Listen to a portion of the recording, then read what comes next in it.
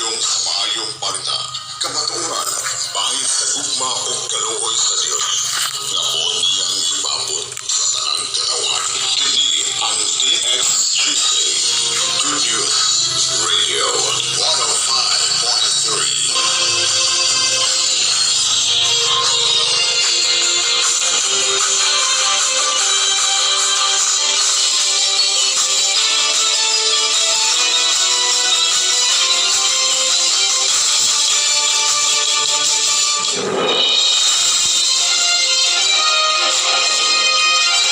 Nagapudyong sa maayong balita. Kamatuoran, bahin sa gugma o kaluoy sa Dios. Ngapon niyang ibabot sa tanang katawan. Kini ang TXGC Good News Radio 105.3.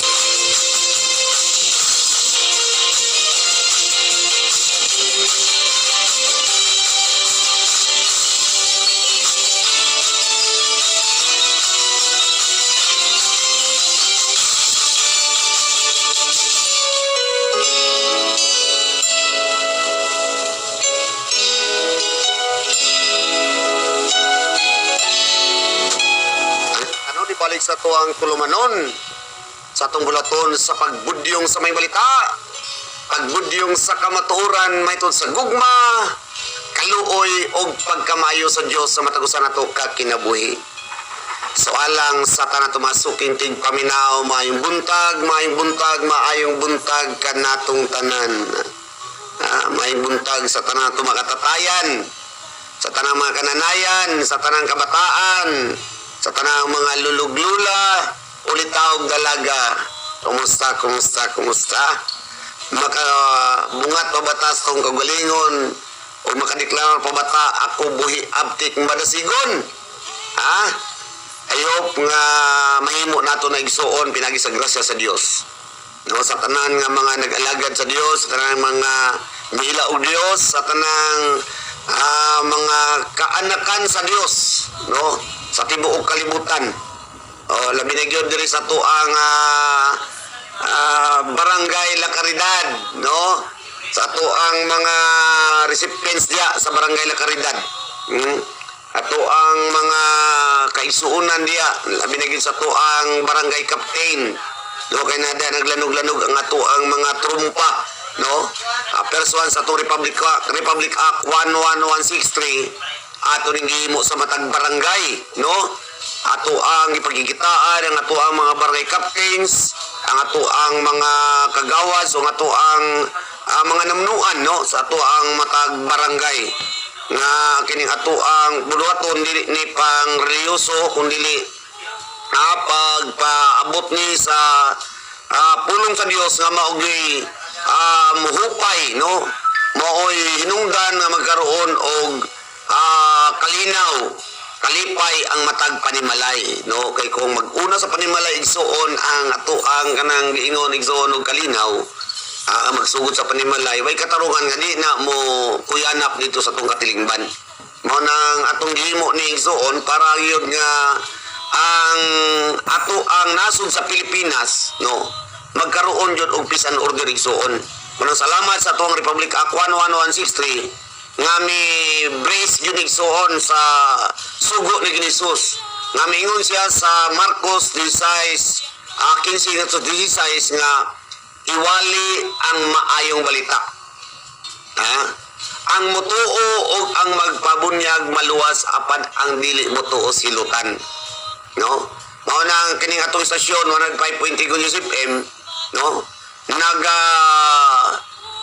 Patugbaw ni, nagabudyong ni, no, nagasinggit ni, naga-disseminate ni sa maayong balita ngadto sa mga katawhan, no, specifically diri sa probinsya sa Agusan del Sur, no, ug bisan pa kani karon sa tanang mga listeners, no, sa tanan nga mga kanang Facebook live sa tanang mga nagatanaw, nagapaminaw, no, o naga-view, no, sa ato ang Facebook live, no, sa 105.3 FM. Og salamat nga ang ato ang mga pagpaabot sa mensahe modulot yun o moabot yun sa matag usa ka kasing-kasing sa mga katauhan, no? Salamat yun ni ana. O kabut sa Dios igsoon, di ni aksidente nga nakadungog ka, di ni aksidente igsoon nga imong na-view igsoon ang maong live, no? Facebook live tungod kay nay katuyuan ng Ginoo sa imong kinabuhi ani karon. No nga kining atong pagpaabot sa maayong balita kay mao gini ang giingon ni Pablo, dili ko'y kaulaw ang mensahe sa mga balita kay mo kining gahom. Ha? Mao kining gahom sa pagluwas sa tanan nga motuo. Hudiyo man siya o dili hudiyo. Og ang maayong balita igsuon nakasentro na sa kang Ginoong Kristo sa iyang kamatayon, paglubong ug pagkabanhaw. Atong basahon igsuon. Basahon nato ay mao gini ang sentro sa maayong balita igsuon, no? Diya sa 1 Korinto, sige, kung naamay mga Biblia, pwede mo muukab igsuon. 1 Korinto 15, 1-4. Kung sa may giingon di igsuon. Mga igsuon, pahinumduman ko kamo sa maayong balita nga giwali ko kaninyo. So na ay mga pagpahinumdum igsuon. Ipahinumdum na siguro ni mo sa kakamahan o sa kaka-concern nga na kay minahal sa kinabuhi. Pahinumduman siguro ni mo kung importante, di ba? Pero makadaot, di nakapahinumdum na, badlungon pa ni mong ayaw, anak. Kaya nga naman, makapadaot man, pero kay makapaayo man igsuon, maton magkayuan sa imong minahal sa kinabuhi, siguro ipanumdum nimo. Mao ni karon igsuon gipanumduman. Gipanumduman ta. Ug nagpahinumdum si Apostol Pablo ngadto sa Korinto. Ug nasayod ta nga kani sa Apostol Pablo igsuon, mao ni apostoles nga gipadala ni Hesus kanato nga mga Hentil. Kaning wali ni Pablo, kaning mensahe nga gipaabot ni Pablo igsuon, mao gini ang tumpak gyud nga mensahe nga angay natong tamdan nga mga Hentil. Siya nakasentro siya ang mensahe, ang ato ang kaluwasan, ang ato ang kasiguruhan.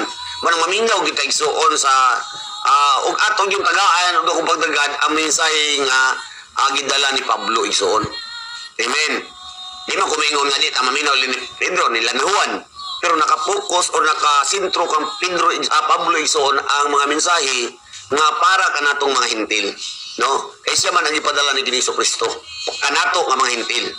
So ningon siya mga igsuon, pinungduman ko kamo sa maayong balita nga giwali ko kaninyo. Gidawat ninyo kini o gibarugan ninyo ang inyong pagtuo. Gibawat sa pa na igihatag kay gidawat man. Lisod po no mo dawat no wala igihatag no. So nagigihatag. Nga naman ang dawaton. Dawaton nato nila pinaagi sa pagtuo. Kay wa man nato makita. Di ba kaya ang pagtuo, ingon man dito, may kasiguruhan kita sa mga butang atong gilauman nga dili makita. Matod pa sa Hebrews 11:1. Kung mao ni gikahimutan sa Ginoo, kung mas tanaw nimo sa Hebrews 11:6, mao ni gikahimutan sa Ginoo igsuon. Ang pagtuo gyud ang gikahimutan sa Dios. Mao nang salamat nga naay mensahe sa may balita ug mituo ta. Ug tungod ni ana, bot ang atong gituuhan ug ang ato ang nagtuo nga kita, napanalaginan or na nalipay. Nalipay. Kay kining ato ang gihimo sa pagtuig so nalipay ang Dios. Ikaw pod nga ang ipadalaan sa Dios sa iyang pahigugma ug mensahe tungod kay higugma siya ipadalaan tang mensahe ug mituto sa mensahe nalipay pod. Ang nalipay ta ug nalipay pod ang Dios. Mao na diha. Siguro di ko makaingon na panalaginan ng Dios kay kinsa man ta mo panalagin sa Ginoo. Kita ang napanalaginan. Pero lang tungod sa kanang ato ang response sa panalangin sa Ginoo tong kinabuhi, nalipay ang Dios atong kinabuhi. Amen. Nagkuha na to ang punto igsoon, dapat ato yung masabtan, no? Pero naatay kadasig kalig-on o kanang kusog mga lagad sa tubig ng Dios kay kuha tayo nasabtan igsoon sa pagpangalagad. Wagi kusog way kanang kuan walay kanang bitawng sa pitawag ani igsoon kanang kaikag igsoon walay kadasig, no? Dili ka mahimong kanang kuan igsoon kanang ay unsa pitawag ani kana bitawng wala kay kanang igong kanang pagtinguha ba di ka magtinguha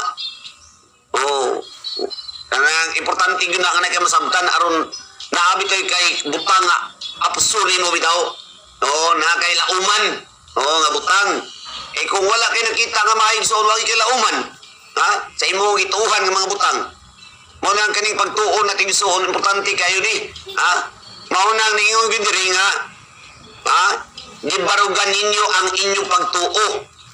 Mao kini ang maayong balita. No, mao na ni. Ang misahe nga akong giwali kaninyo, maluwas kamo pinaagi sa maayong balita. Mao na giingon niya dito igsuon sa kuan nga dili gyud siya dili niya ikaulaw. Kaya naman ang ingon ni Ginoong Jesucristo nga iwali sa tibuok kalibutan. Og ang mutuo og ang magpabunyag maluwas mao gid ni igsuon. Ha? Dito pa lang kang Ginoong Jesucristo before si Pablo nimo no sa pagsangyaw nagituuhan gyud niya nga makaayo kay makaluwas ang maayong balita. Mao nang di niya ikaulaw igsuon kay nasayod siya nga ang tao gigugma sa Dios. Og nagtuo si Pablo nga anak siya sa Dios.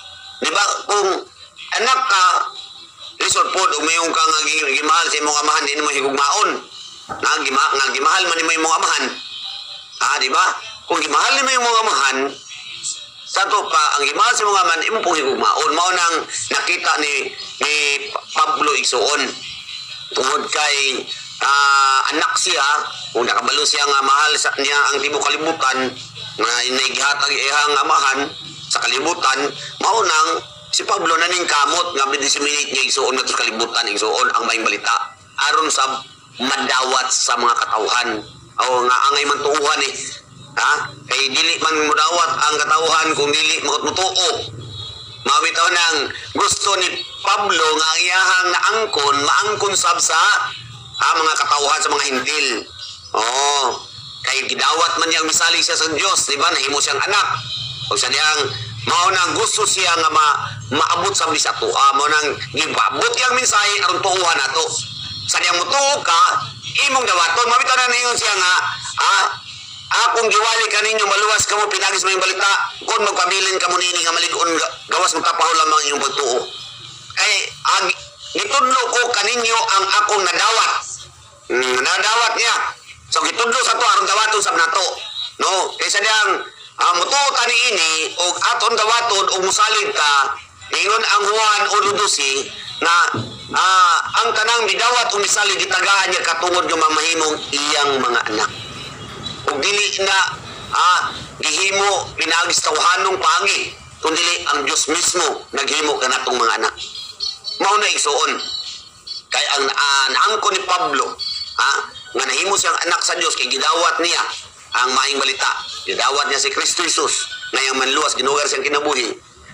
Nahimo siyang anak ug mao nang gihimo pud siya nga kini madisiminate nga to sa mga katawan aron mga katawhan nga gimahal sa Dios nga ang iyahang giplanuhan daan nagplano sa wa pa nabuhat ang kalibutan giplano na tangdaan nga nagplano daan ang Dios no sa paghimo kanatong mga anak niya.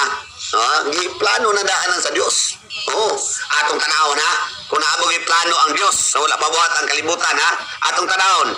Usan ako na itiwasod ang Korinto igsuon usan ako itiwasod ang Korinto aron gyud maninaw nato no ang iyahang mga plano no sa matang usa nato nga kinabuhi. So importante igsoon masabtan ni sa tao kay aron ang tao no dili malhis no atong basahon.